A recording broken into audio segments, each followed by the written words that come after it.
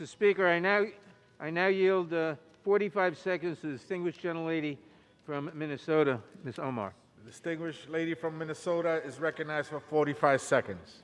I, like so many in my community of Minneapolis, are still traumatized. I watched horrified for 8 minutes and 46 seconds as George Floyd's life was taken from him, another innocent black man murdered by the police in our community.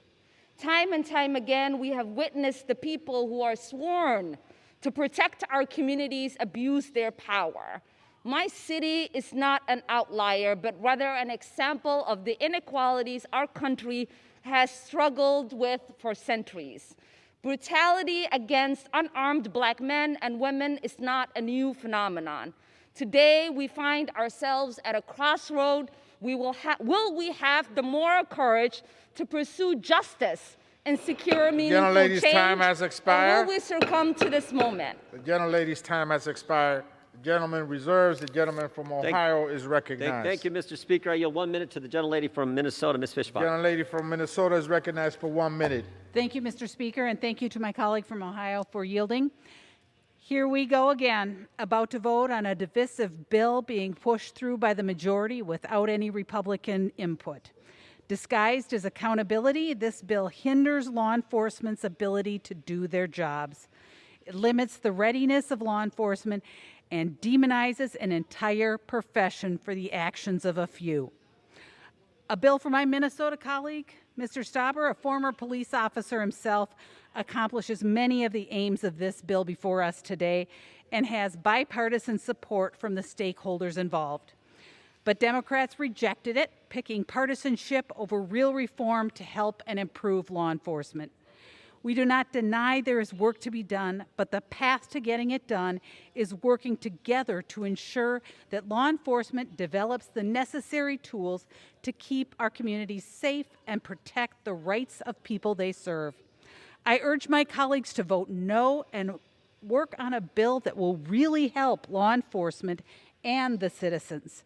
And I thank you, Madam Speaker, and I yield back. Gentlelady's time expired. Gentleman from Ohio reserves. Gentleman from New York is recognized. Madam Speaker, I now yield 1 minute to the distinguished gentlelady from Pennsylvania, Ms. Dean. Gentlelady from Pennsylvania is recognized. Thank you, Mr. Chairman. Thank you, Madam Speaker. Any man's death diminishes me. We will never forget, the world will never forget, as we watched as a police officer knelt on George Floyd's neck for more than 8 minutes.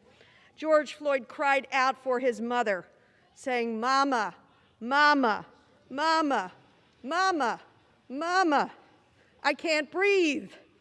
I love you. Tell my kids I love them. I'm dead." As he was murdered by an officer sworn to protect and serve, Americans of all races and backgrounds flooded the streets all across this nation, demanding long overdue accountability so that no one has to live in fear of the police. They demanded that we recognize George Floyd's death and the deaths of so many others at the hands of the police.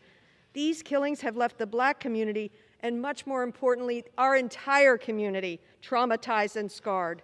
Wounds cannot heal without accountability. This is not an anti-police bill. The George Floyd Justice and Policing Bill is for Eric Gardner, Tamir Rice, Breonna Taylor, Elijah McClain, and so many more. Any man's death diminishes me. With that, I yield back. Thank you, Madam Speaker. Gentleman